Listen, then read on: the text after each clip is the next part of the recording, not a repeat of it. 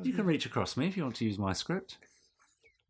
Fine. Come on, we are actually doing a podcast in the same room at the same time. We might as well make use, shared use of the technology. All right, Richard, let's share a script. All right, Fine. so Yes, let's I'm try. really happy. So if you want to move the script up, you just do it. It's on my iPad. So It's on the wrong bit now. Well, let's move it up there, and then we're ready to go. Can you see what it says there? Look. It says Gerry Anderson Podcast, Pod 13. Lucky for some. Hello, partners. You are listening to the Gerry Anderson Podcast. I hope you enjoy it. Cheerio. 5, 4, 3, 2, 1. Let's get started.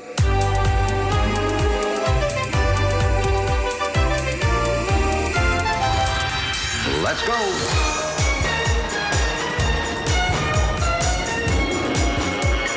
Spectrum is green. The Gerry Anderson Podcast with Jamie Anderson and Richard James.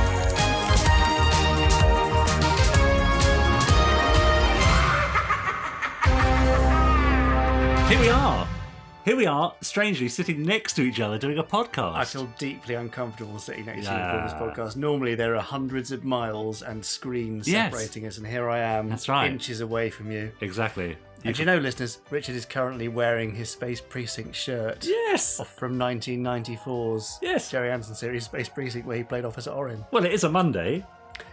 So, out comes the Space Precinct shirt. Quite right too, yes, I can completely understand. And it's the first that. Monday of the month, so out comes the Space Precinct t-shirt. Yeah, is it not the same in your house? Pinch punch Space Precinct shirt on the first day of the month. Exactly. Yeah. I would have thought that would be the same the country over, but apparently not. It's just me. Yes, I am. I suppose you ought to introduce ourselves. I'm Richard James. Yeah, you are. And I'm Jamie Anderson. And welcome to Pod 13 of the Gerry Anderson Podcast. We're just keeping everything crossed, aren't we? I haven't walked under any ladders, haven't kicked any cats. Is it about kicking cats? Is that the thing that makes It it sounds unlucky? like it's kick a cat, isn't it? It is for the Probably cat, is. anyway. I've been stroking your cat, Yeah. and she's very happy, Yes, so perhaps it's a good sign. There you for go. Pod There you go. So welcome to Pod 13. This is our weekly get-together where we chat all things Gerry Anderson. We give you some Gerry Anderson news. We give you some fantastic interviews, and Jamie will tell you all about our latest one in a moment. And we also have Chris Dale coming up with his amazing randomizer when he sits down in front of a random Gerry Anderson episode and comments as he watches. You can get in touch with us at gerryanderson@podcast.co.uk. No, that's not right, is it? No. Jamie, what's the email address? Podcast at Gerry. You can get in touch with us at podcast@gerryanderson.co.uk. Yeah, yes. And you should do that, please. Yes, because we love to hear your comments and we read them out, as we will do later on. Yes. It's going well, isn't it? So smooth. Oh dear. So do you want to know about the interview this week? Yeah, what's the interview this week, Jamie? Well, I can't actually tell you for Oh. sure because I have not yet recorded it, but all being well, Yes. it's going to be a mini documentary about the development and construction of the puppets for Gerry Anderson's Firestorm with the amazing team at McKinnon Saunders up in up at Altrincham, Manchester. Oh, yes. They've done loads of stuff, loads of Tim Burton stuff, some amazing work, and they did an astounding job with the Firestorm puppets. What on earth are they doing messing around with the likes of you if they've been working with Tim Burton? They have a great fondness for everything Gerry Anderson, including Ian McKinnon of McKinnon Saunders, who cut his teeth doing the pilot of Space Police back in 1986, Richard. Nice. There's your Space Precinct connection. Like it. I'm loving it. Very good. And here's my cat to say hello as well. Very good. So that'll be coming up a little later. That's the latest in our interviews, of course. You can listen to all our previous podcasts on iTunes or Stitcher, or I think Jamie pops them up on YouTube as well, or via the Gerry Anderson web site. And you'll hear interviews with the likes of Sophia Miles, Gary Newman, Sophie Aldred. Chris Packham went down a storm over the last couple of podcasts. Absolutely. Lizo Mazumba, David Graham, and more Gerry Anderson voices and crew members to come. Yeah, fantastic. Well, we hope you enjoy the next, 20 minutes, half hour? However long we've been with you for this podcast, I don't know. Yes. Takes as long as it takes, really, Hope doesn't you'll it? enjoy it until the podcast stops playing. Yes. So in the meantime, you can subscribe on whichever platform you're listening to us on. You can rate us. Please do rate us and leave a review as well. That would be great. And share it with your chums, and then maybe they'll listen and enjoy it too. Wouldn't that be nice? Yeah. There's something to talk about around the water cooler or around the pint of beer after work. Right. Okay. Yeah. You could certainly talk about us over a pint of beer if you so wish. So, what have we got coming up apart from the interview and the randomizer? We've got some fantastic Gerry Anderson news, of course, Yeah. I mean, should we just go to the news? and then we'll do some listeners' emails. Yeah. Okay. Let's have do the it. news. Okay. Gerry Anderson news. News now. Hi, Gordon Tracy speaking. It's time for the Gerry Anderson news.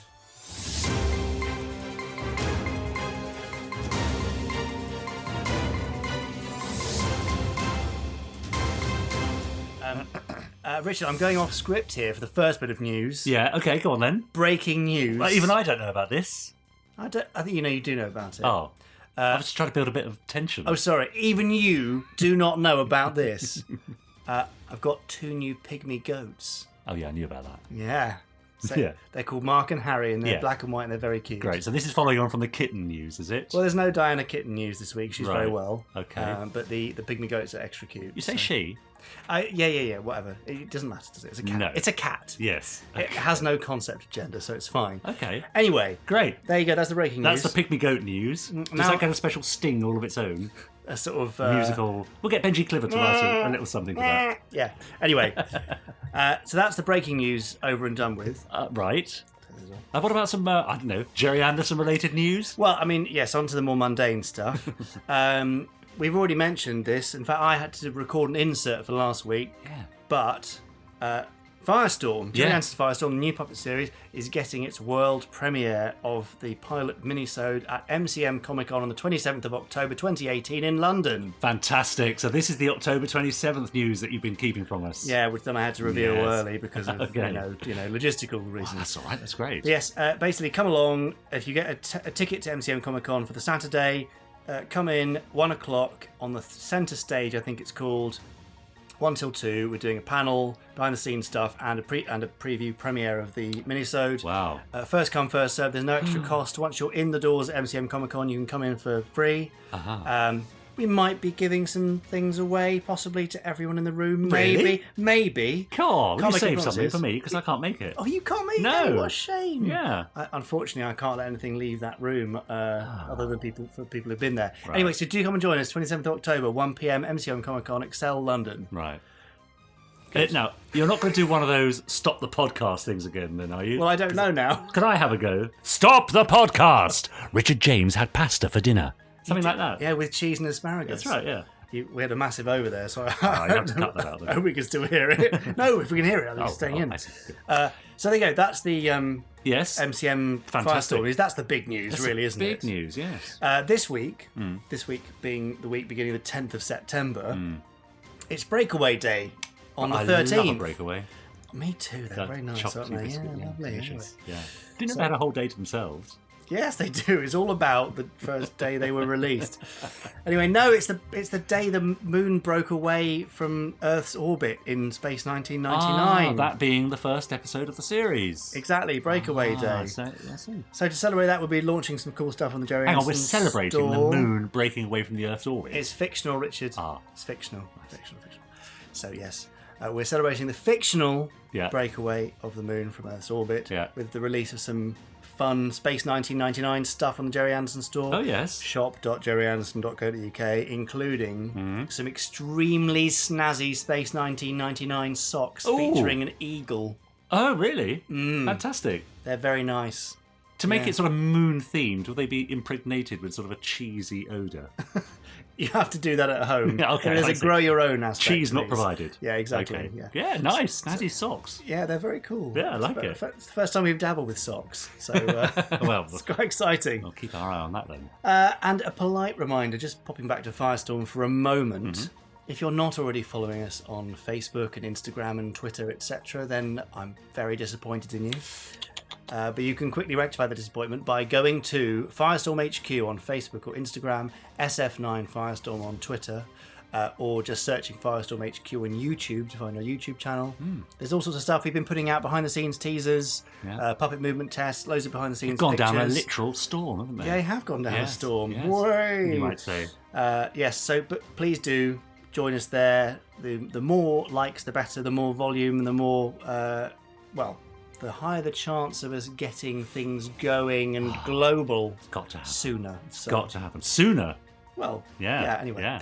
Good. There we are. Like So, stay tuned to the podcast as well for more Firestorm stuff in coming weeks. Yeah. And that's all for the news. Yeah, that's the news done and dusted.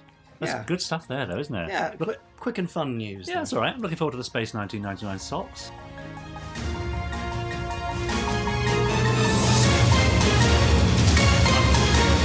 Well, yeah, fair enough. I was trying to think of some Space 1999 sock/foot related puns. Commander Tonig. Tonig. Yeah. What's that? Anyway, shall we do some listeners' emails? I think we might need to. What character did Barry Morse play in? Bergman. Professor Bergman. Right.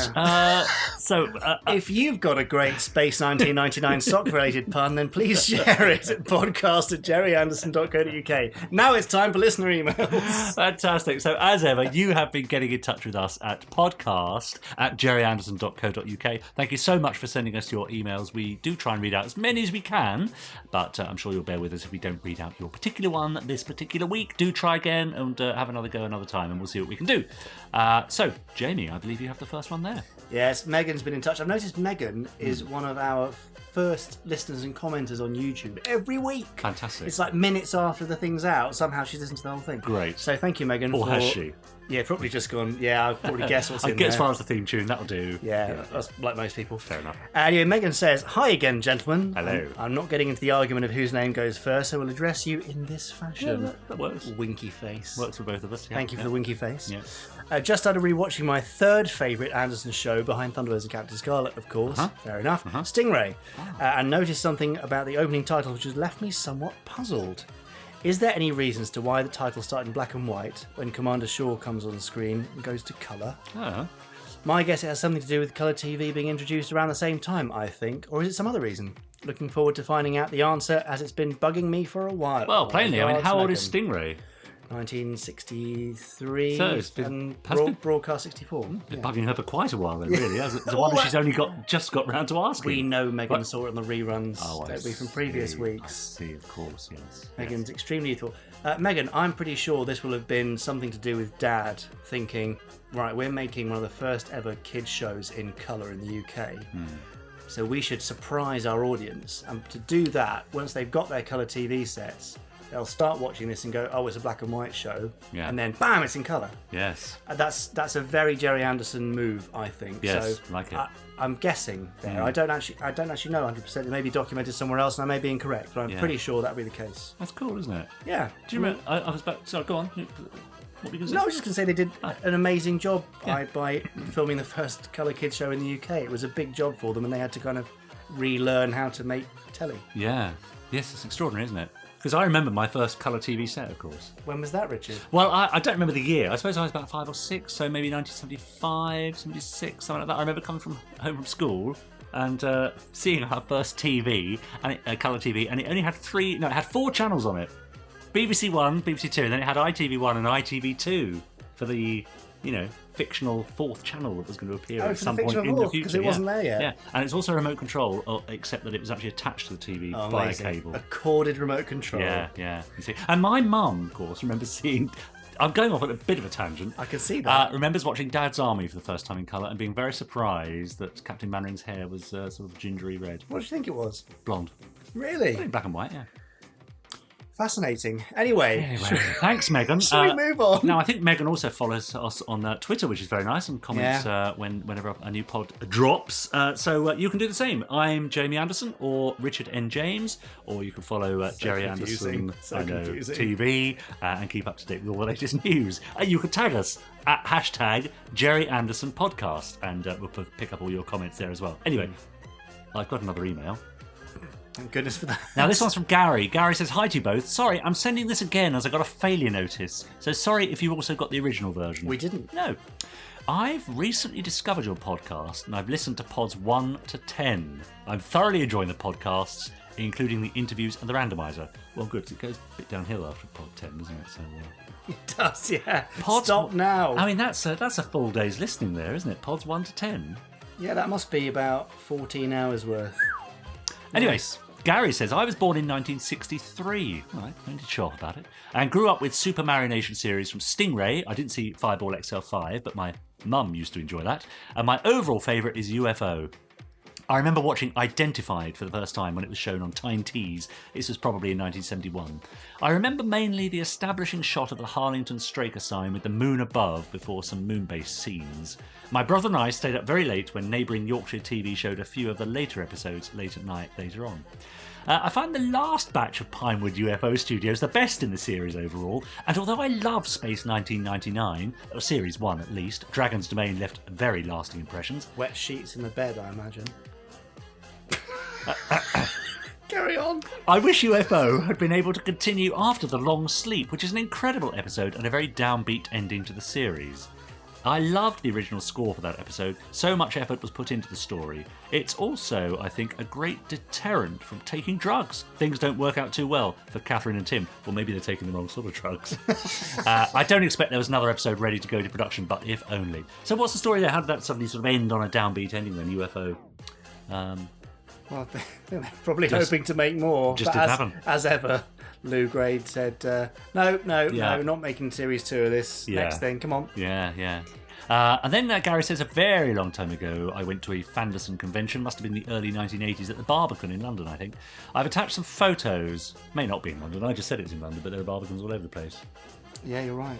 I've say it's a London one. Yeah, I've attached some photos, which I'm showing now. That one. Oh, yeah. And there's that the old one. man there. Yeah. That's nice, isn't it? Yeah. Thanks, Gary. Back then, some of the episodes shown at conventions were black and white film prints. What a contrast with today's Blu-ray and DVD availability. Absolutely. We're spoiled, aren't we, these days? We really are. One final anecdote. We do love to hear them, Gary. In 1984, I think, Conflict was shown at the London ICA. Again, a black and white film print. I lived in London, but was visiting my brother in Newcastle.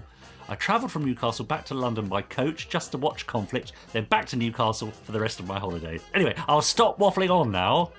That's your words, not ours, Gary. Thanks again for the podcast. I enjoy almost all of the Gerry Anderson series and look forward to the Space Precinct reissue. Hopefully this can be released on Blu-ray at some time. I really enjoyed Space Precinct when it was originally broadcast. Best wishes to you both, Gary. Thank you, Gary. Yes, thank you very much, Gary. Well, I wonder what his least favourite Gerry Anderson is. I enjoy almost all Gerry Anderson series. Now I have a feeling I know what he's going to. Well, go on. Terrahawks, probably. Do you think? Yeah. I reckon from Gary's stuff about UFO, I reckon he wouldn't like Terrahawks. Okay. Gary, if I'm wrong, let me know. Yeah, and if you're right, Jamie, as we say, that's fair enough because there's so much else to choose from. Yeah. It's okay. That's fine. Exactly. Now, look, people often ask about the Space Precinct DVD that's coming out. Why isn't it Blu-ray? Let's just tackle that again. Because Yes. it was shot on 16mm film, which is great for then making a Blu-ray because we can scan it, but it was edited on video, which means it was edited in standard definition. So to make it into a Blu-ray, we'd have to rescan all the film elements, re-edit it, redo all the visual effects, all the post-production, and then output it as a Blu-ray. And that process would be very, very expensive and not be commercially viable. Yeah. Well, there is a small chance that it could happen. It has been talked about, but it all depends on the success of the DVD set. So if you want a Blu-ray to happen, you have to get the bloody SD version first, which is frustrating if you want HD, but it's the only way. If Space Precinct on DVD does really well, there is a small chance we might be able to get it to Blu-ray. And do you think in the fullness of time, because, all technology gets easier to use and cheaper to use, do you think in the fullness of time it'll be a far cheaper process? And I'm talking 5, 10, 15, 20 years' time. Well, I think in 5, 10, 15 years' time, it's going to be a case of upscaling. Right. As in a computer doing the work to enhance the resolution, to make it into high definition or UHD or whatever. Which would, yeah. But I think it'll work really well because upscaling now is okay, but it doesn't really bring the sort of clarity and detail one would hope for. Well, that would improve my performance in Space Precinct no end, wouldn't it? A bit of upscaling. Look forward to that. Great. Over to you. I think we've got an audio clip. We do, yes. Nice, yeah, nice. I'm. Well, in fact, the first of two. Oh, great. Which is great. I'm loving the audio clips. Yeah. So it's from Ben on the other side of the Atlantic. Wow. So here he is. Over to you, Ben. Hey guys, I'm one of your American listeners. My name's Ben Page. I am a set lighting technician, and Gerry Anderson definitely inspired me to get into my field in the local film and TV industry here on the East Coast. I discovered Thunderbirds around the same time I discovered Star Wars. It was on a cable channel called Tech TV, and they had subtitles with trivia and behind the scenes information about how the show was made. And I was absolutely fascinated. I've always been a big fan of puppetry and even did some freelance puppeteering work. So I've really been fascinated by this idea of combining the stuff that George Lucas was pioneering with the stuff that Gerry Anderson pioneered. So I'm super excited to see what you guys are doing with Firestorm. I'd love to be a part of it. Just say the word and I'll hop on a plane. Been meaning to visit that country of yours for a while now. Thanks to Gerry and his inspiration, I actually set out to make my own puppet short film that's made best of at a festival, the Puppeteers of America National Festival, and a few other local awards as well. Would love to share that with you guys. You can find it on my website at cinemarionette.com. That's cinema and marionette put together. It's called Only Savages. It's kind of a Twilight Zone twist on a Gerry Anderson influence. I'm also working on an upcoming feature film that I've been writing and in discussion with some producers about, so stay tuned for more details on that. Would love to collaborate with you guys or some of your listeners who are also interested in Gerry Anderson and the filmmaking arts. Yeah, hope to stay in touch and love the exciting stuff that's going on in the worlds of Gerry Anderson right now. Thanks for the podcast and for all your hard work keeping the legacy alive. Talk to you again soon. Oh, Ben, that's great. Thank you so much. Nice. Isn't that? I love the fact that we have international listeners and people inspired to go into filmmaking through Gerry Anderson stuff. It's Absolutely, brilliant. yeah. Ben, I haven't had a chance to watch your puppet video yet, but I'm going to. Yeah, I'm sure everyone will. So make a note of that. Have a listen again, people at home, and just make a note of that film and find it online. And we'll share a link on the podcast show notes at gerryanderson.co.uk/podcast/pod13, pod13, that is. Gosh, very good. Thanks, Ben. Yeah, love it. I've got another audio clip, actually. Now, we love your audio clips. They're very easy to do these days. Just record a note on your phone and send it as an MP3 to podcast@gerryanderson.co.uk, and we will be delighted to play it on the next podcast. This is a very different one. We've gone from a transatlantic call, as it were. Well, this is from Toby, who's 7 years old, and he's from Leicester. Hello, Jamie and Richard. My name is Toby, and I am 7 years old. I am a fan of Captain Saunders from the Birds and Scenery. My favourite Anderson episode is City of Fire from Thunderbirds. My favourite crafts are Firefly, Starship One, and the SSC from Captain Saunders. I live in Leicestershire, and I am going to the Space Centre this month to see the Flap World of Gerry Anderson. I have watched the new show Firestorm and I like it very much. Will there be any Firestorm models at the Space Centre? Thank you. Oh, Toby, that's so sweet. Thank you very much. Lovely, isn't it? Yeah. We often talk about how Gerry Anderson appeals to all generations, Yes. and there's living proof. Lovely, Toby. Thank you for that message. As for Firestorm models at the Space Centre, Toby, I will try, but I don't think we're going to be able to get any up there. They're quite large, and I'm going to be driving up in my car. There's not enough space in there for them. Yeah. So chances are not on this occasion, but in the future we'll definitely make them accessible to people because we want people to see these beautiful creations. They are lovely, they're so lovely. Yeah. So Yeah. Oh, I love that in our listener emails and voice note section we've gone international and intergenerational, Richard. Isn't it brilliant? It's mad, isn't it? It's bonkers. Who'd have thought? No, it's lovely. So we'd love to hear your thoughts and comments, and if you've been inspired by Gerry's work, if you ever met Gerry, we'd love to hear how that went.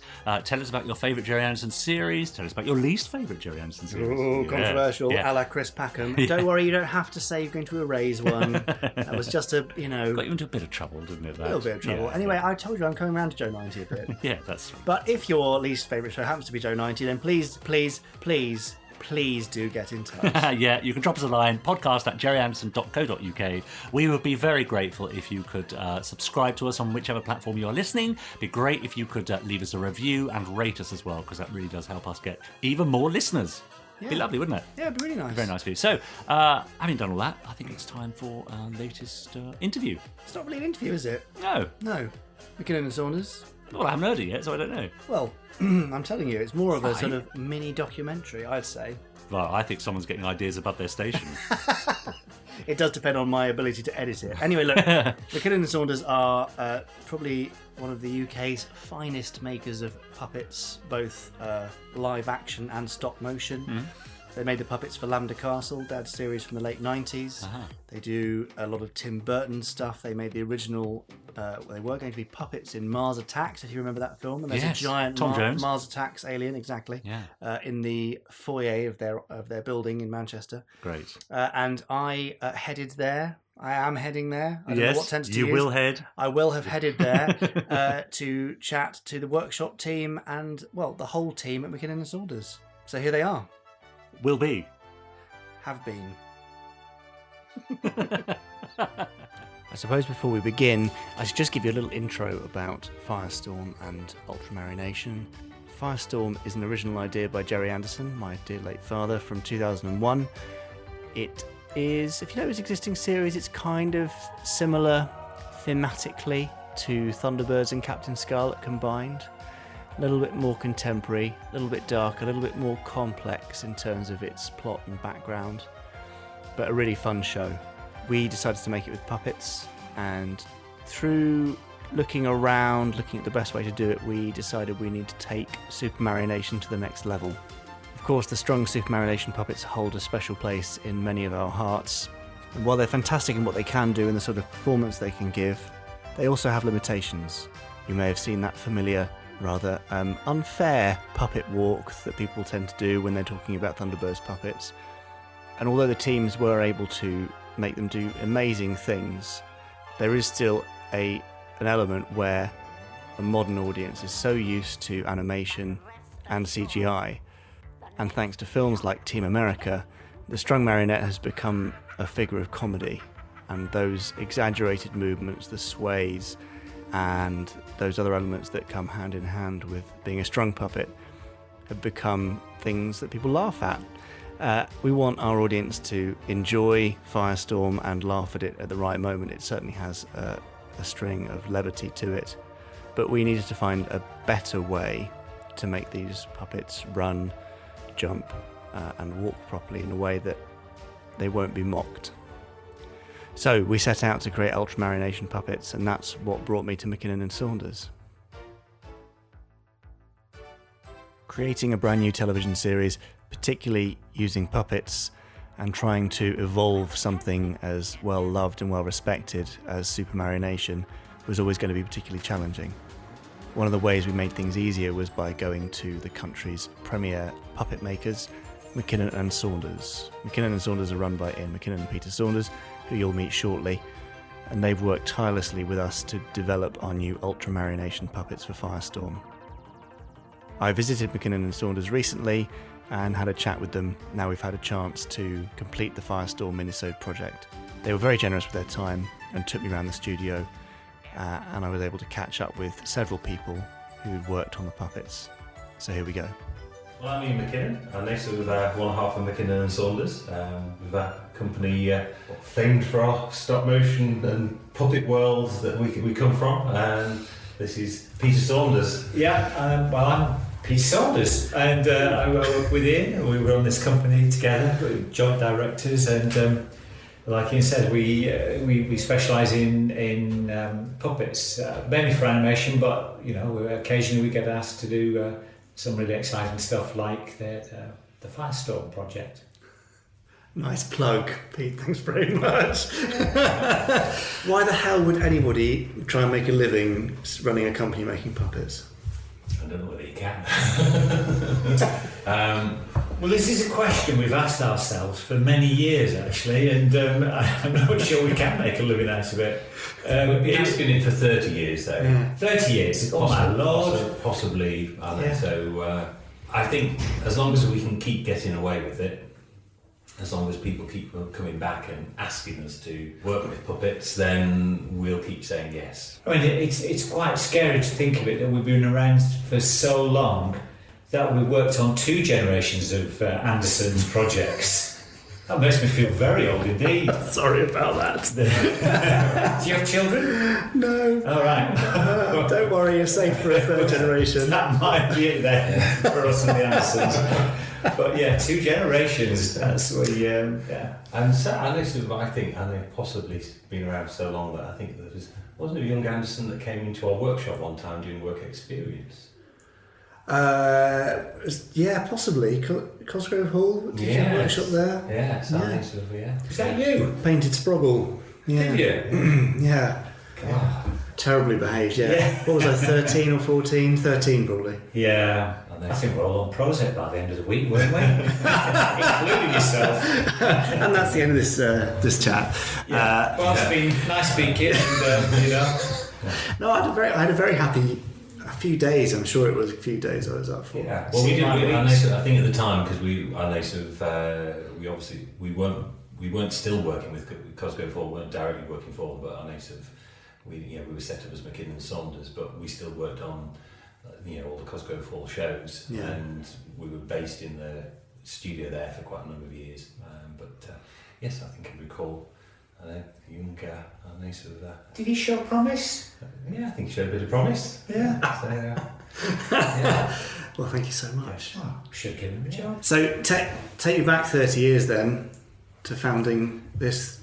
Well, it's Steady on. It's probably actually. Ian would only be about 15 in that case. I think it's probably almost like 32 years now since I first got to meet Peter.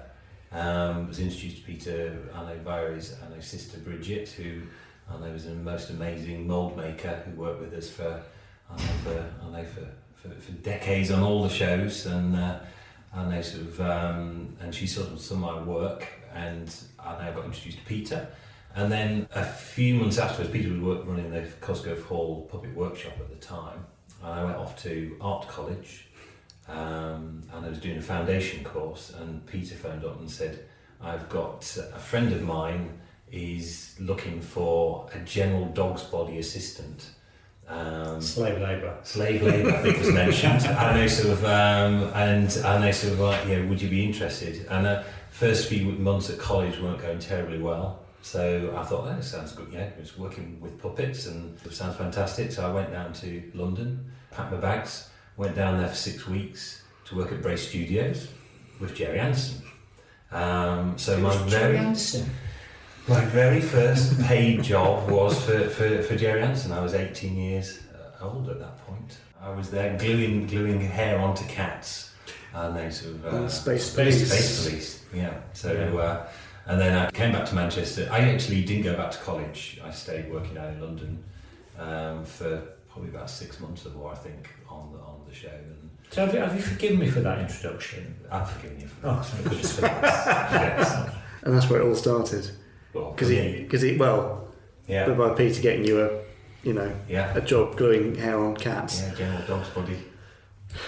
We're still doing this. It's true. It's true. Well, I will come to it later, but your hair gluing skills came into play for Firestorm, didn't they? They did. I will be called into action. Hair gluing for one Anderson and another. Yeah. And Peter, what were you doing? Master of many arts, is Mr. McKinnon. What do I do? What were you doing when he was messing around with cats? Well, what was I doing? I was, like Ian was saying, I was at Cosgrove Hall back in the day. So I joined pretty much when the company started, or just a matter of months after the company started. It was a great little company. There was Mark Hall and Brian Cosgrove, and by and large, Mark Hall did all the puppet animation projects, and Brian Cosgrove did the drawn, although it was never as absolute as that. Brian would get involved with designing characters and sculpting, and Mark was also co-direct and produce the 2D animation that they did. But it was a great little company to work for, and I was very lucky that I arrived there very much in its early days. And the lovely thing about it was that it was very aspirational. They wanted to build an animation, a big animation company in Manchester, which was unheard of at the time. There was no animation being done in the Northwest, or very little. And Mark and Brian, with the backing of Thames Television, built up this wonderful company, which ended up doing things like Danger Mouse and Wind in the Willows, and for many years was doing really great work. They won lots of awards, BAFTAs and Emmys and what have you, and it was a great place to work. And during my time there, I'd started as just a general dog's body, paid out of petty cash, and literally, and then and then as the company grew, they opened up a puppet making department, and I was put in charge of that. And but we were always on the lookout for sort of young talent to help, because there wasn't really much education for specific puppet making and model making skills back in the day. And it's true, my sister had spotted a newspaper article featuring a very, very young Ian McKinnon, who'd done I think you'd won a competition, hadn't you? Uh-huh. Yeah, and your work was being exhibited in Warrington. National Cadbury's School Arts Competition. Congratulations. Yeah. Thank you. That was the only qualification I left school with. It's a good one. Got you a job. Yeah. And it was a lovely, and when we got to meet Ian, his portfolio of work that he'd done off his own bat was incredible, absolutely incredible. And you built a Yoda, full-size Yoda, and then the whole planet that Yoda lives on, he recreated it in his dad's garage, and gave it all this atmosphere. I think he set fire to his dad's car tyres because there was this atmospheric pall of smoke hanging around the photographs, and it was just really quite exceptional. And we didn't have any vacancies at the time at Cosgrove Hall, but a friend of mine, David Hayes, was doing a lot of model making down in London, and he was able to get Ian started. And it's just strange how these things work out. And here you are, all these years later. Yeah, Still here. Just a few years later. And in those few years, you've done a lot of high-profile things. Well, we worked with Gerry Anderson, we worked with Jamie Anderson, and flattery will get you nowhere. Tim Burton. Sorry. Exactly. Aside from Anderson stuff, could you list a few projects that people may have seen your work in? Because I don't think often people aren't aware of what stuff. Well, a lot of our audience, I suppose, are very small kids. Much younger than the Anderson sort of fan base. There's things like sort of Bob the Builder and Pingu and Postman Pat. Rah the Noisy Lion recently, and the Twirly Woos. They are the preschool sort of side of things. But then we've also been involved in back in was it 85? I'm trying to think what year was Mars Attacks. 95. Yeah, it wasn't that one. Yes, 95. So that was our first venture into. You were born in 85, were you? Into stop motion for feature projects. So we've done a few films with Tim Burton, Mars Attacks starting, then Corpse Bride and Frankenweenie, and then working with Wes Anderson on Fantastic Mr. Fox, and then in between that, sort of hundreds of commercials, short films. So it's quite a sort of a very quite a mixed bag of work. From quite small budget to to high budget projects. But that's the exciting thing is not knowing really where someone's going to want to use puppets or what how they're going to incorporate into future programming. Well, I keep seeing your stuff crop up. I'm often looking. I'll see an advert come up, like the BBC thing recently. The support act for Christmas last year. Yes. Yeah. Well, we made the puppets for that, but it was made by a company called Blink Ink down in London, and it was animated and the sets were built for that. We only made the puppets, but that's a really lovely case in point. It's great to work on these high profile projects, like the Tim Burton films and Wes Anderson film. But we were asked to make, I think it was 2 puppets for the support act, which was the BBC promo for Christmas last year, BBC One promo. But it was a really fascinating project. It was using traditional animation puppets, but then using CGI to create movement in the faces. But it was beautifully animated, beautifully directed, and not just directed, but art directed as well. It was a really special project to work on. So, it doesn't really matter whether it's a hour-and-a-half feature film or a 2.5-minute BBC One ident. They've all got their challenges, and it was a lovely thing to do. Yeah, and Elliot Deere, who's the director of the project, he really pushed to have it done with this stop motion. But he's used 2D animation, he's used CGI. He's sort of it's part of this new breed of animation directors who they don't. It doesn't have to just be one medium. Yeah, it's hybrid. It's hybrid. It's what suits the project, and they sort of and I think that is a beautiful combination and they sort of work from both the CG animation of the faces and the beautiful animation of the choreography to the story, and it was a really touching story. You've also had several Gerry Anderson related bits and pieces. Oh yeah. What Anderson stuff have you done across the existence of McKinnon Saunders? Well, after my first days in the world of puppet making, professional puppet making on the Space Police, then quite a number of years later, Gerry came to us to talk about Lavender Castle, which had the sort of Rodney Matthews designs, and I know it was being produced by Cosgrove Hall at the time. A lot of the younger preschool shows, I know sort of work on sort of like Post and Pat or whatever, have a very distinctive look to them, and it spans there's a richer sort of landscape and texture to it, and then some of the younger preschool shows them a lot, I know, sort of simpler and cleaner, and sort of sort of like for that age group. And Lavender Castle was working in a slightly older age group and has more texture and they sort of and sort of slightly sort of dirtier, rougher sort of feel to it, which is is really from model making point of view, and from just from our own point of view, doing it sort of different with the characters. It's really nice to get to get into that sort of detail, really. Much more interesting. Yeah. It nearly didn't happen because this happened. I think Lavender Castle happened quite soon after we'd set the company up, and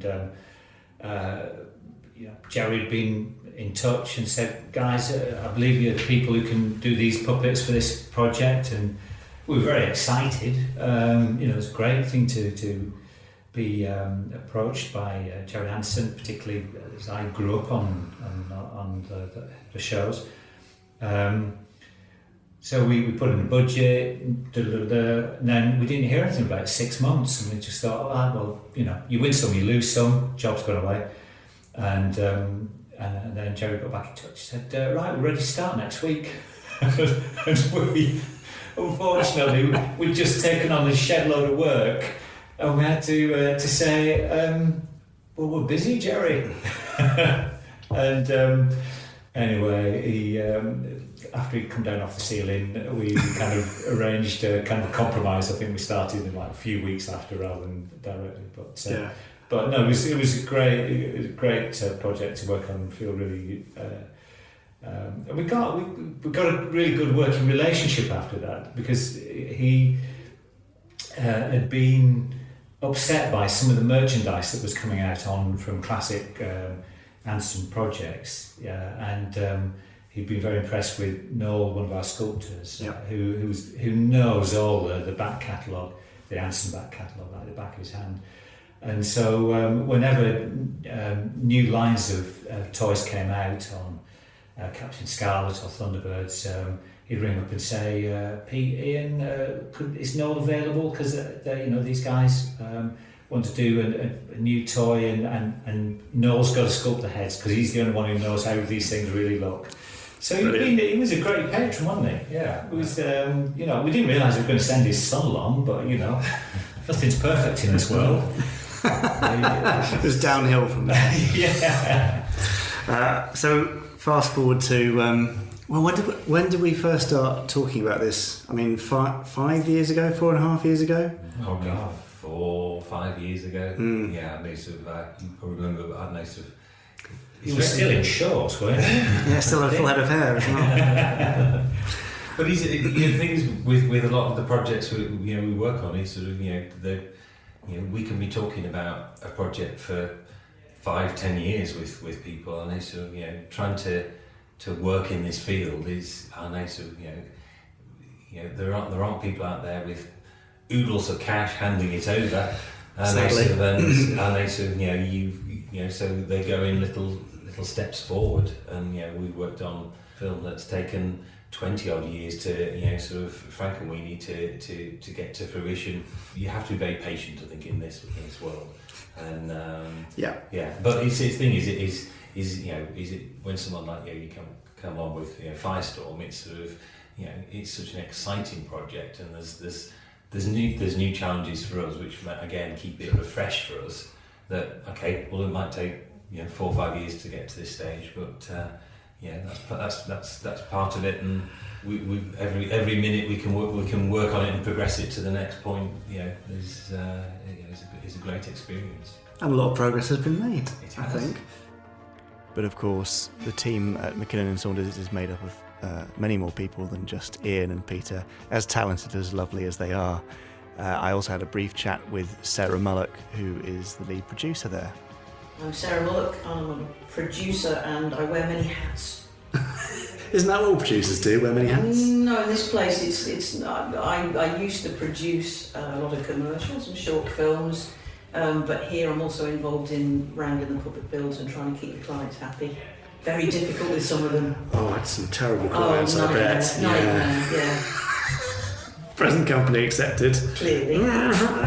Perhaps.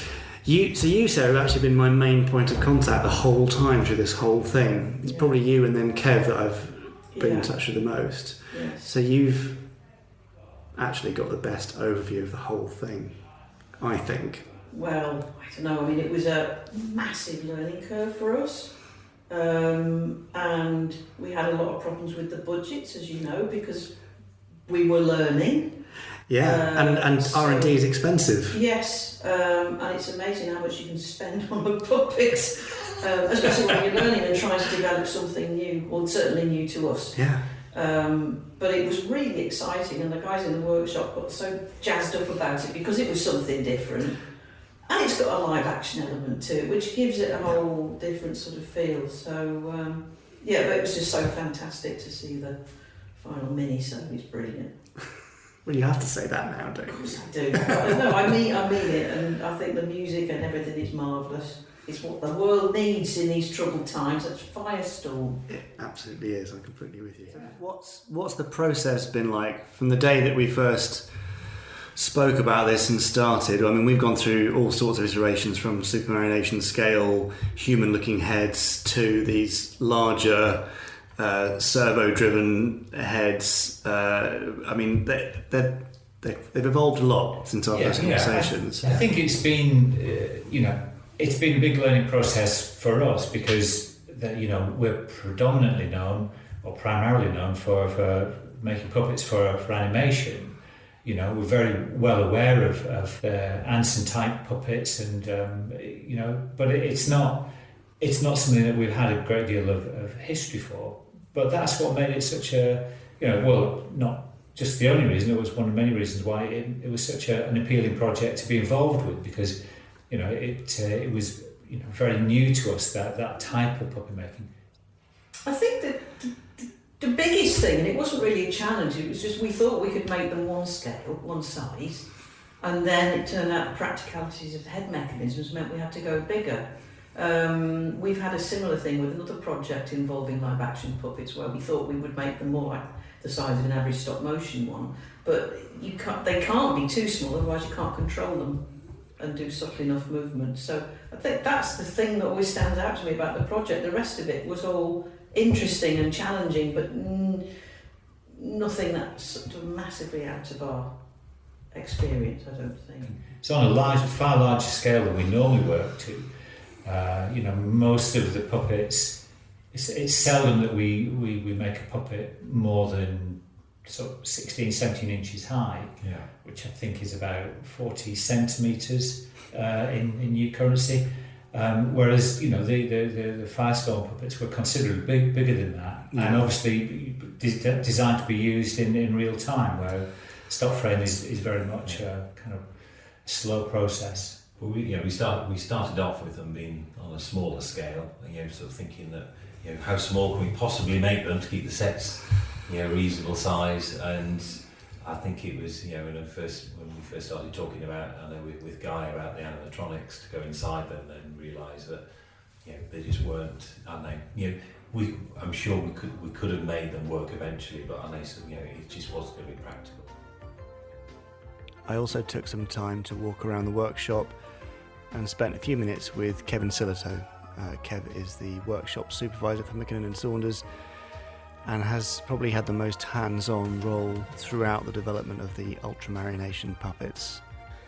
So, I'm Kev. I'm one of the workshop supervisors here at McKinnon Saunders. So you were presented with the challenge of, we want to do a new Gerry Anderson puppet series, and we need to do all the R&D and prototype these puppets, and this is all the stuff they need to do.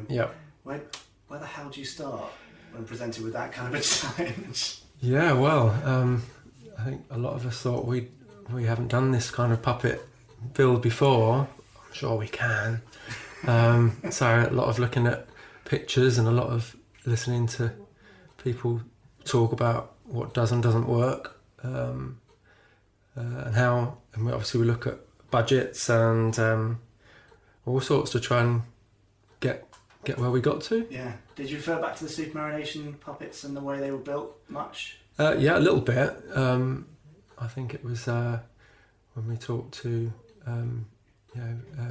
Richard Gregory, and having filmed in Supermarination and seeing how the little solenoid mouths and things worked, it was like, wow, that's a interesting way of doing things. So, and obviously, having access to servos, and even servos and things have changed since I last was into them as a kid, using radio control cars, or the digital stuff that's now available, and how tunable it all is. Wow, here we go. So, yeah, very exciting. Yeah, and it was amazing to see it come together. So we started at the same scale as Supermarination puppets, right? So third human scale. Right. And then, who was it? Did we have somebody advising on? Guy Stevens, yeah. Okay, so Guy Stevens gave us some recommendations, consulted on it. Yeah, we had that little meeting down in your family home. We discussed how many servos you can get in a head this size, and we need to get in 5, and so we upped the scale 30%. I think we tried 10 and 15. Yeah, so that was to fit the servos, to give us more expression, to give the blinks, mouth movement, jaw movement. That's it. And eyebrows.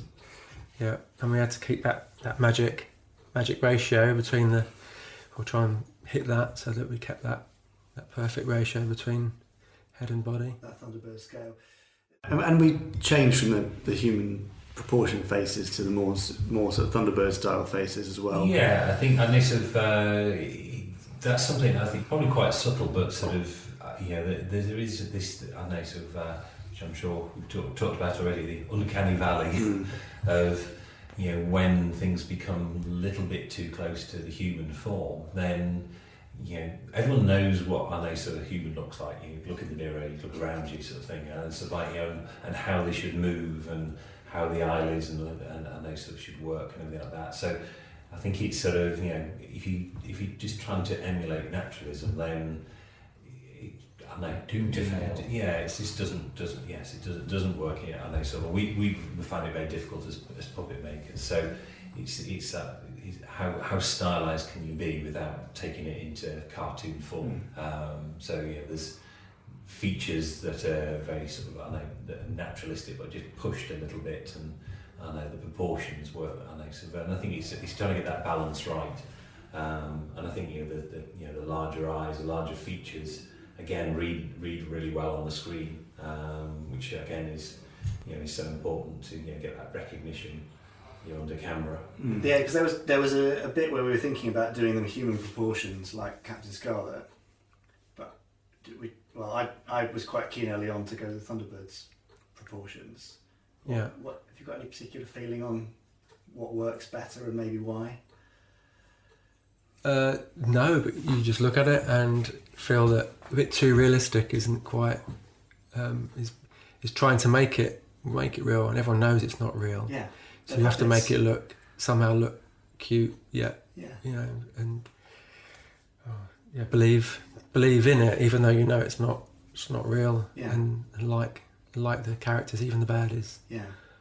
I think that for whatever reason, the Thunderbirds guys just hit on that, even though it was a mechanical restriction, to fit the solenoid in the head and that kind of thing. That was one of the reasons the head had to be so big. Yeah. But they just fell upon this magic set of proportions, I think. Yeah. I think it gives you an appreciation for the style that had been done previously with things like Stingray and Thunderbirds. It's only when you come to do something similar yourself that you kind of appreciate the kind of decisions, the aesthetic decisions that have been made and arrived at, previously, and it's. I think your dad had kind of honed that aesthetic over quite a few series, and then on when a project like Thunderbirds came along, he had it absolutely right. And and I think this is trying to build on that aesthetic and trying to do something slightly different, but slightly more sophisticated, maybe in the mechanics and what have you. But it's still an interesting aesthetic, and I've got a great deal of respect for the puppet makers who worked on those projects from the 70s and the 60s. Of course. Yeah. So, what have been the most major difficulties? Do you think of kind of developing this new type of puppet? Where have been the kind of roadblocks and the stumbling points, or has it been plain sailing all the way through because you've got such a brilliant team? We do have a brilliant team, but you find on every job until once you've got the sculpt right, then how do you approach the mechanics? How do you approach the casting? Down to the weight of the puppets, or how does each body part support itself next to gives flexibility to the movements. Make sure the costume has the flexibility that you need. Make sure that it has all the access points that you need for the various rigs and things that are going to be attached. So he's trying to constantly sort of asking questions on those sort of every day. The costumes are often an overlooked part of any puppet production, and I didn't want to miss out going to speak to Laura, who was responsible for the beautiful costumes that were put together for the Firestorm minisode.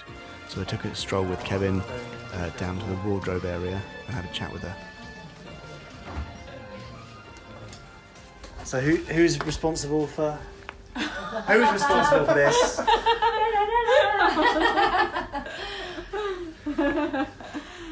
Laura is the only one who's working on it at the time, apart from Diane, there's a few people working on it as well, but I guess I think I did one of those. I think I did something. Okay. But it's so long ago you can't remember a thing about it. No, I can probably trying to remember. What is it? I don't know. Is it? It must. I've got no idea. I have no upholstering, sewing skills whatsoever, so it's completely alien to me. But is it massively challenging to go? Here is a new type of puppet of a scale you may not have worked with before. Well, this is the thing. Yeah, it's definitely a challenge from that aspect because it's certainly a lot larger than sort of the scale that we're used to. Yeah. Obviously it had to be like really clean sort of look to it, so Yeah. it's creating that out of fabric and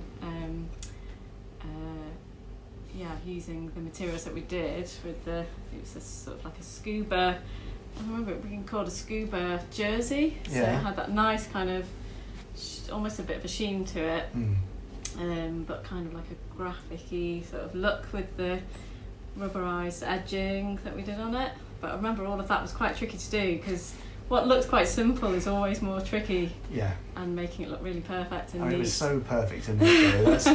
That was the same thing we had across the board. There was the faces, the hair, the costumes. They all looked amazing on close-ups because it was all such fine detailed work. So sorry for making it so difficult. No. By keeping it simple.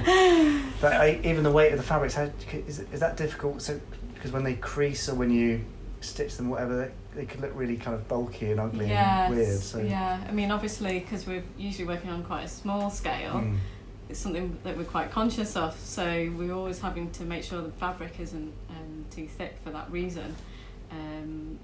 But yeah, I think ultimately the fabric we found worked quite well because it had quite a nice bit of stretch to it as well, which always helps, obviously, with the movement. And it seems to sort of like hold its shape as well. Yeah. They work really well. Good. They really did. They look fantastic. And then I ruined one of the costumes. Do you remember? Yeah. So did you curse our names when Sam came back with his giant stain? Yeah, because actually, that's right. We had to dye the fabric, so I think cleaning them was perhaps a little bit of an issue because you could actually end up rubbing the colour away. Did you have to replace the panels or something? I think we did. Yeah, I think we did.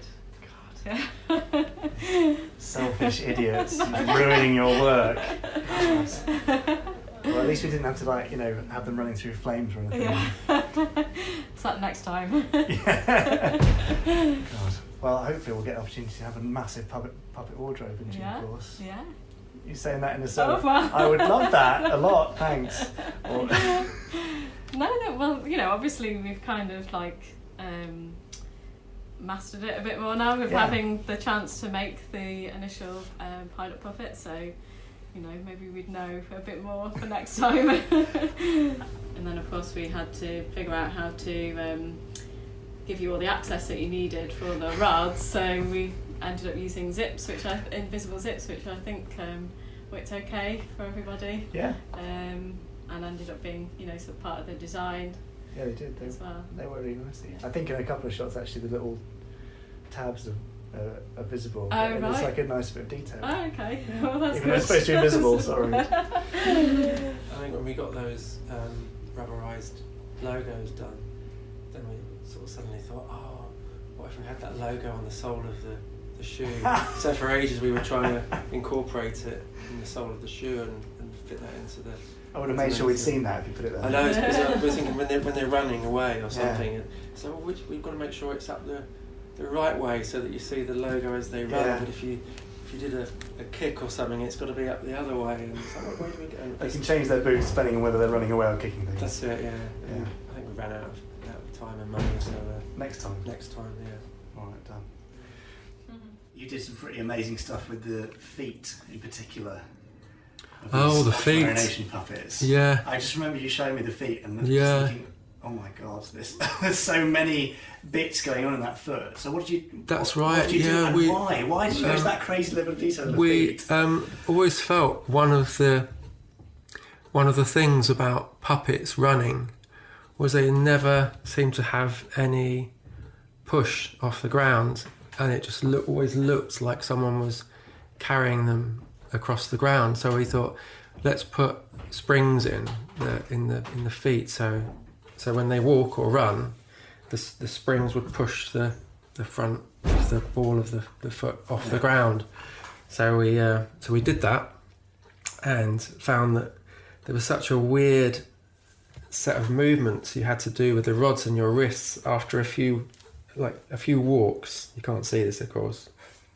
Your wrists hurt so badly that you had to kind of flick the foot down and then lift it up and forwards as you did it. If you did it wrong, you just jab the toe into the ground. Trip over. So when we were trying it on our little rolling road, it just was a nightmare, and we thought, no, it's just going to have to look like classic puppets while they were walking. But you've still got lots of springs Yeah. in them, in the ankle and in the toes. Yeah, we've still got the split midfoot between the toes and the ball. That's right. Which still, when they're walking and crouching and stuff, there's a lovely still from movement test we did where Sam's crouched down, and the back leg, the toes are bent like 90 degrees to the ground. Yeah. It's just this added bit of realism. I thought you were going to say that the animators hated it or some of the puppeteers hated it. No, we love it. We absolutely loved it. And people notice it.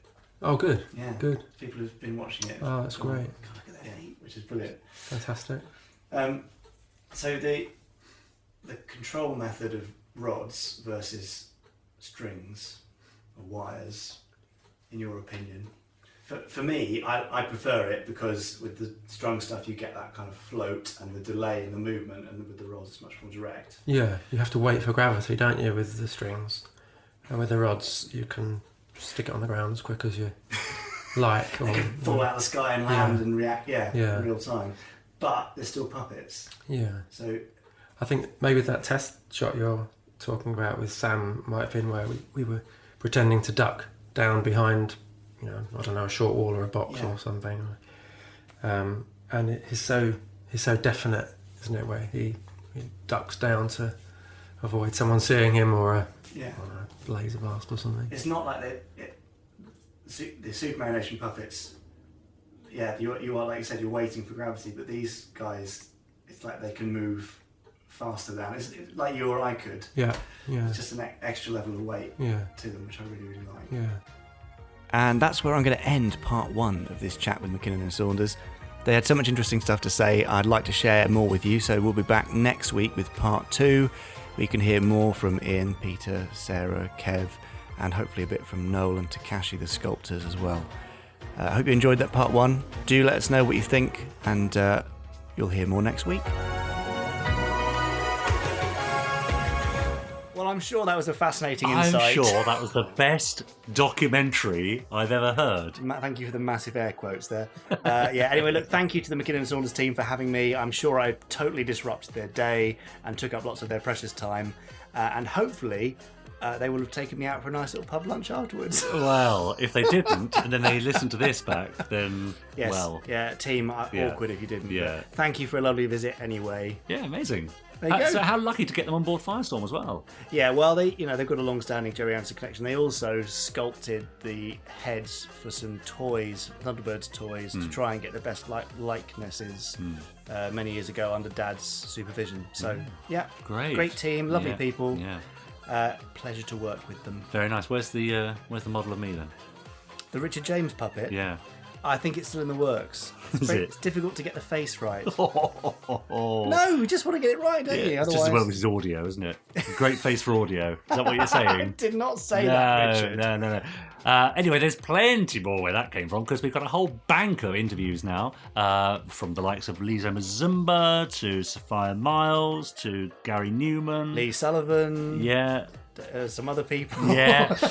Chris Packham. Yeah. All you have to do is just listen again on whichever platform you're listening to us on. You should see a list of all the previous pods. Why not give them a go? Pods 1 to 12. I mean, it's all out there for you, isn't it? Yeah, they're probably already giving it a go, though, which is great. Yeah, exactly. So there you go. In the meantime, of course, I know we always say this, don't forget to rate, review, subscribe and share, and you can get in touch with us, Gerry Anderson at... No! It's not Gerry Anderson at... It's podcast at gerryanderson.co.uk. It's quite simple, really. Maybe I'm the one that's quite simple. Yeah, quite possibly. Possibly that, yeah. Anyway, look, I think it's probably time we moved on to the randomizer, isn't it? Yeah. In the capable hands of Chris Day. So, here he is. Oh, hello, Mr. Webb. I'm sorry I'm late. Come and sit down. Oh, thank you. I'll get straight to the point, Jason. I got your letter asking if you could appear on the randomizer. Well? Well, let me put it this way, for those listening who don't actually know who you are. Which Gerry Anderson production did you appear in again? Doppelganger. Right, and since Doppelganger is a movie, it actually isn't included in the randomizer, so I'm afraid... Last as usual. Let's see. I get the message.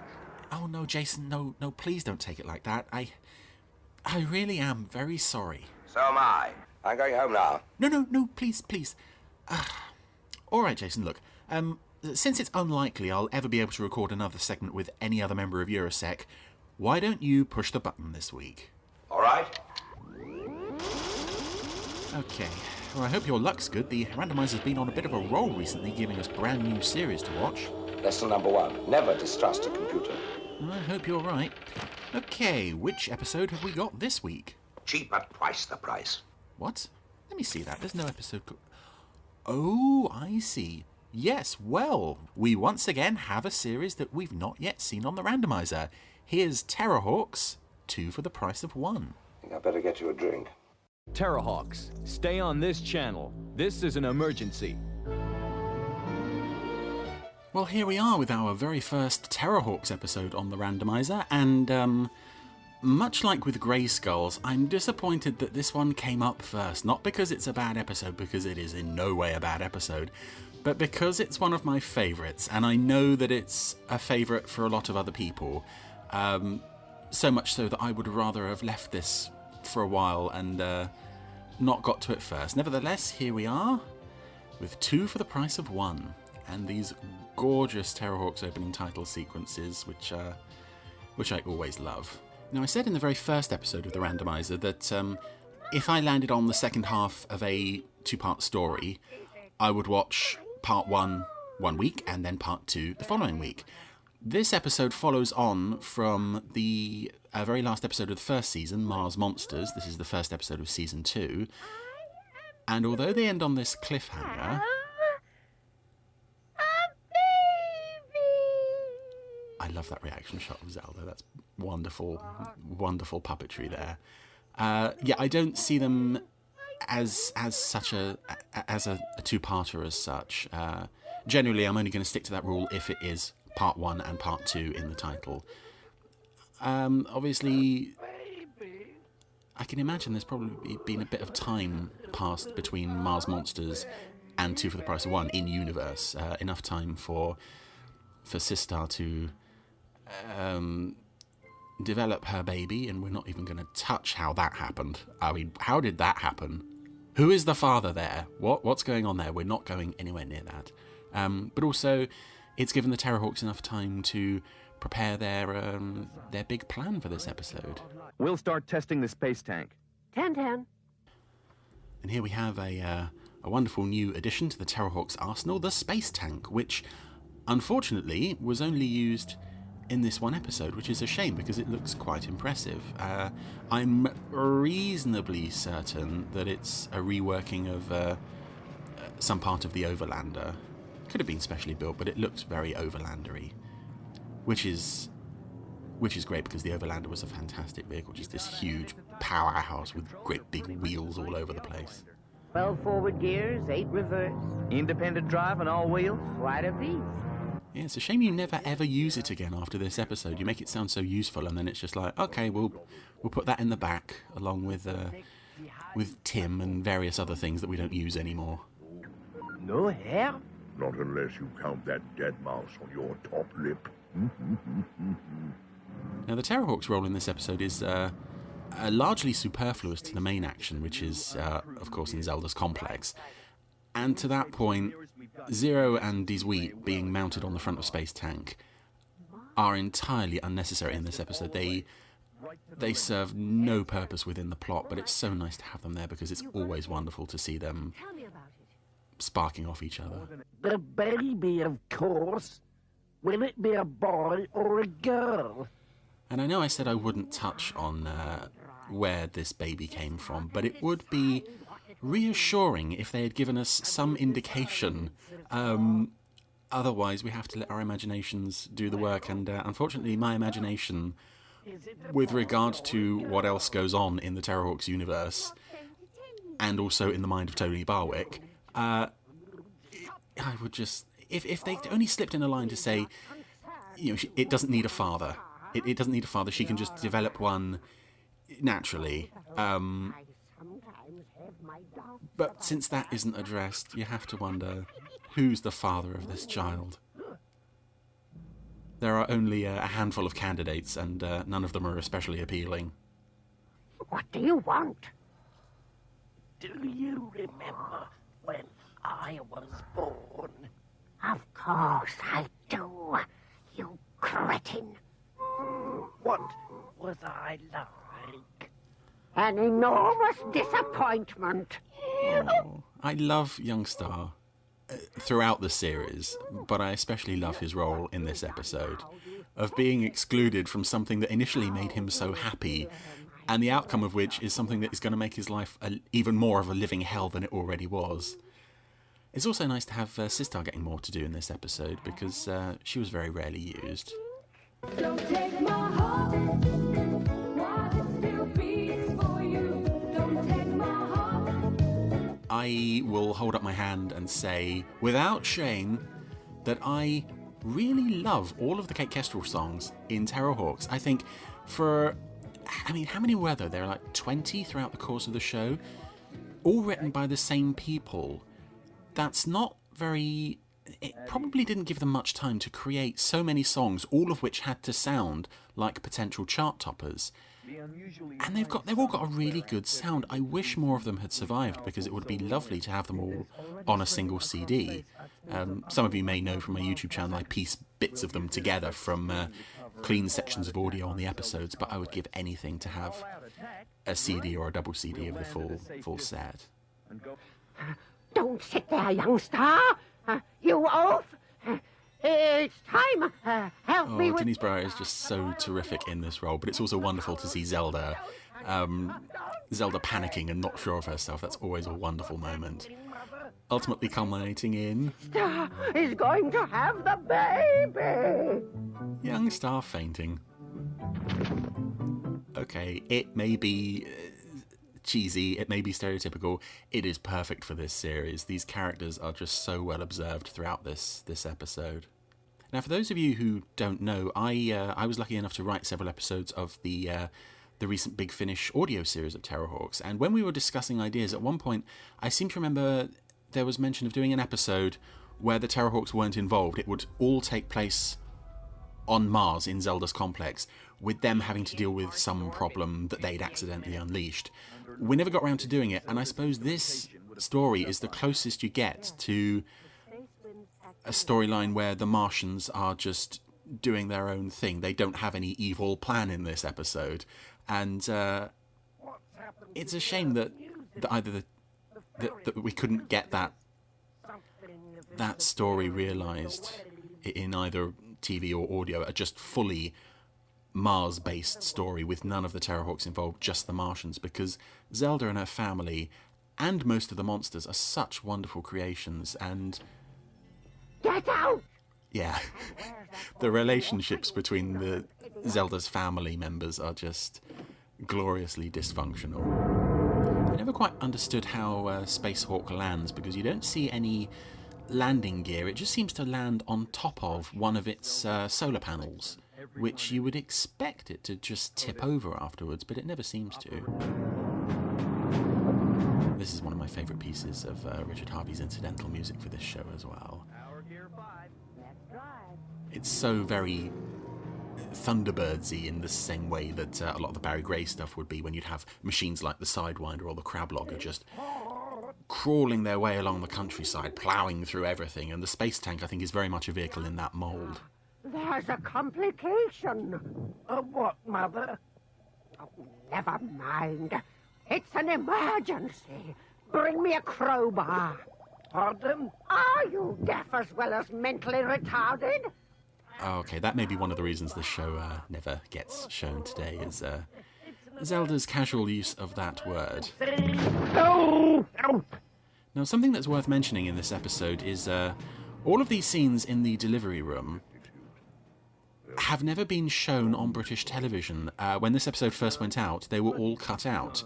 So from the moment of Space Tank leaving Spacehawk, it was all the Space Tank stuff, right up until pretty much they arrived at the complex.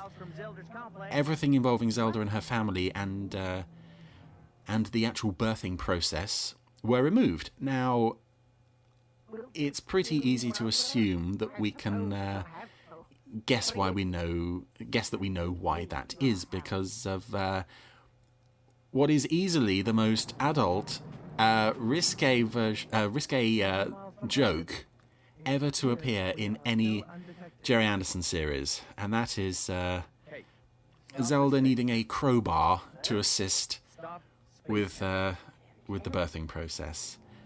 It is so Tony Barwick to have included that. It is so true to this show that they would include something so subversive. Any kids watching this would not get what that crowbar is, what you're meant to think that crowbar is being used for. But it's so obvious to any adults watching, and it's no wonder that all of this was cut out from the show when it was shown on television. Which is a shame, because like I said, it is the most adult joke in Gerry Anderson history, I think. But also easily the funniest. Because you have these shots of... Baby? You have these shots of Zelda looking so determined, and she's just gonna save the baby with this crowbar, and you have these horrible close-ups of Sistar looking all sweaty and flustered, and I can't really explain this on audio without going into too much technical detail, but if you've not seen any Terrahawks, or even if you have and you've not seen this episode, you owe it to yourself to check out that scene. About to deliver a new life. I'll do it now.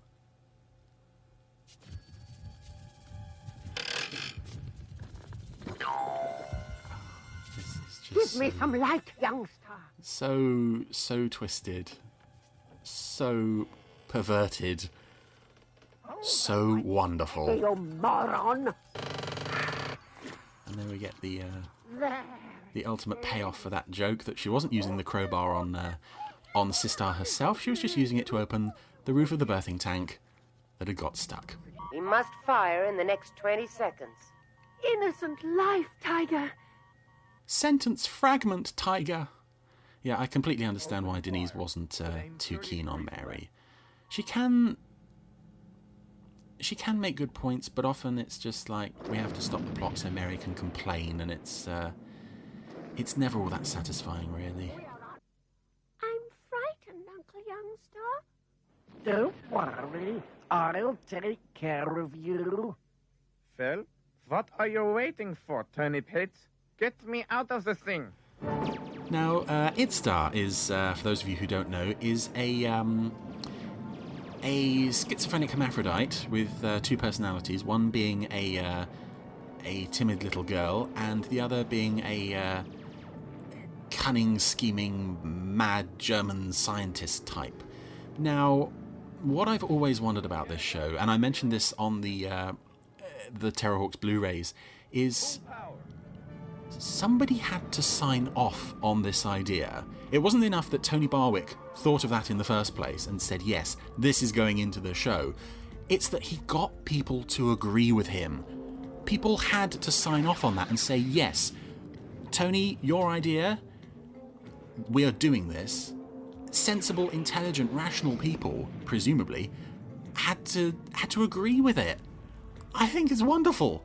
It may be true that Idstar kind of dominates focus in a lot of the second series. And also some people I know aren't keen on the fact that he is just one more piece of hell in Youngstar's life that he has to contend with. I really like the character. Firstly because it gives Jeremy Hitchin a place within Zelda's family, which I think is sorely needed, and he brings so much to this. Is this fellow for real, mind Grandmaster? He is. You could imagine almost that Itstar might have been Terrahawks' Scrappy-Doo if things had gone wrong. That we have this dynamic of three characters that we really like, throw in this fourth one, and it just throws the balance off. So I am impressed with how well they integrated him into the show. It is just one more piece of absolute lunacy to go with all the other absolute lunacy. Of course, Itstar is, I think, the crowning achievement of just mad, unsettling things in this show. I do think also that the Itstar puppet may be slightly better constructed than the other members of Zelda's family. Their head is more expressive and it's able to move more. I'm sure we'll look more at that in future Terrahawks episodes when we get more Itstar on the randomizer. But that's our very first Terrahawks episode, 2 for the price of 1. I can't imagine any episode ever dislodging this as my favourite Terrahawks episode. It is the whole show in a perfect little 25-minute microcosm. Maybe the Terrahawks themselves aren't well served, but just the stuff in Zelda's Complex is so twisted and so perfect for this show. The voice cast. I love these guys. They are just amazing. Yes. What more can you say about Terrahawks? 2 for the price of 1. And these wonderful end titles. Who's going to win this week? The Zeroids have won. I would expect the Cubes to have cheated on this one, as it was a fairly Martian-heavy episode. Oh well, maybe next time. Thank you, Chris. Thanks, Chris. Terrahawks, yes. Who doesn't love Terrahawks? Who doesn't love Terrahawks? I'm not falling into that trap. Don't start emailing in. Thank you very much. We don't need any of that. But listen, Chris Dale watches Terrahawks, so we don't have to. Well, I want to watch it. I know. It's just a little joke, Jamie. It's fine. Oh, I see. Yeah. Okay. Anyway, look, 2 for the price of 1 is lovely. As Chris mentioned, the giving birth scene, which was cut for the TV version because it was deemed to be too naughty, really is hilarious and a brilliant bit of filmmaking, Yes. in my humble opinion. Very, very funny. Yeah. That's great. I must have a look at that one. I don't know it at all, I must say. So, well, it's the birth of Itstar, Okay. who's the sort of not transgender but dual-gendered evil genius baby thing android. Yeah, well, those parts don't come along that often, I tell you that. No, they really don't. Before or since. So there you go. Let's hope for even more Terrahawks to come. Yes, thank you very much, Chris, for that. And, we'll see what he gets up to in the next randomizer, which, I'm guessing, will be in Pod 14, our next pod. It better be. Yeah, which will land, next Monday, I'm assuming. That seems to be the pattern you've set up here, Jamie. Well, weekly was the concept, so let's stick with and that. So far, we're doing all right. In the meantime, of course, I should just mention Fab Live. If you didn't catch us last week, it's our almost monthly Facebook page broadcast on the Gerry Anderson official Facebook page, where Jamie and I... you can see us basically in vision, taking emails, commenting on your comments that scroll up beneath the broadcast. We've got fun and games. We've got my favourite, everyone's favourite, I think, Fab or Fib. And then everyone's second favourite, Blankety Blank. Yes. Well, when there's a choice of 2, one has to be the favourite and one has to be the second favourite. It's a bit like children, isn't it? Well, exactly. Yeah. And as the father of 2 children, I think I'll just leave that there. And Chris Dale, of course, contributes his Big Rat Bites to our Fab Live broadcast. Which last month, or the month just gone, was a celebration of Everything Joe 90. Yeah, great. Which you must have loved. No, I did. Look, I don't hate Joe 90. I just slightly dislike the character, but the concept and, some other bits of it. Yeah, so do join us for the next Fab Live, which I'm assuming will be the first Monday or so of October, but we'll get back to you and confirm that nearer the time. Just check out the events tab on the Gerry Anderson Facebook page for more. Yeah, and if you want to send emails, questions and comments to that, then you can send them to fablive@gerryanderson.co.uk. Correct email address, Richard. Well done. Thank you very much. I'm doing all right so far, aren't I? Right, that's it, isn't it, I think? I think it's about time we did something else. Yeah, so please make sure you subscribed, rate, review, and please do it. It really means a huge amount to us when we see a new review pop up. We love it when you we love it when you review us, but also feel free to tweet us. We've had a few this week. Yes, that's right. Josh Long said another fabulous Gerry Anderson podcast from I am Jamie Anderson and Richard N. James. Splendid chaps, both of them. Couldn't agree more. Aww. David Gould says, if you're a Gerry Anderson fan, you'll enjoy this podcast with I am Jamie Anderson and Chris G. Packham. It reminded me of when the 60s child in me guided my adult brain towards an Alpha 156. And he tweeted a nice little picture of the saloon car and his Alpha 156. That's both right. in the same shade of scarlet. That's right, rather beautiful. And finally, DM Wilson, actually, I think this was on Stitcher, I think. A Stitcher review? Yes, I've been a huge fan of Gerry Anderson's work, especially the Supermarination era, since I was a little kid in the 1970s. Richard and Jamie have great rapport, he says here. I don't know who he means. He's not listened to the same podcast. And it's as amusing as it is also informative. Well, thank Brilliant. you very much, DM Wilson. What a lovely review. Yeah, isn't it? So I thought I'd cheer you You up. see, you can hear how happy these things make us. So, yes, please, caress our egos Yes, gently and that'd be send nice. us some nice reviews, Exactly. please. And we'll see you next time. Yeah, well, we'll speak in your ears next time. Yeah. Bye for now. Bye.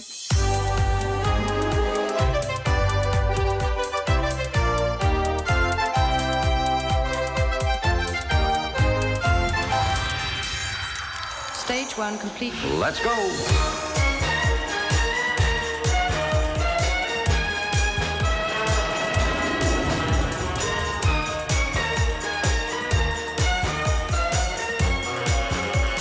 Spectrum is green.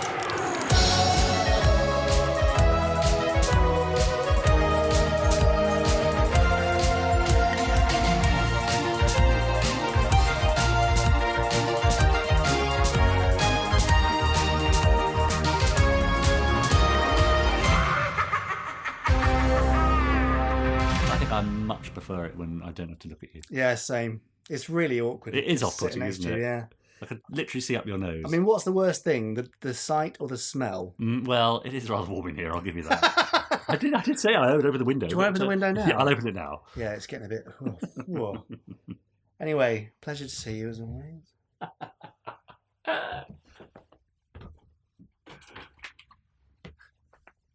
Well, that's better. There we are.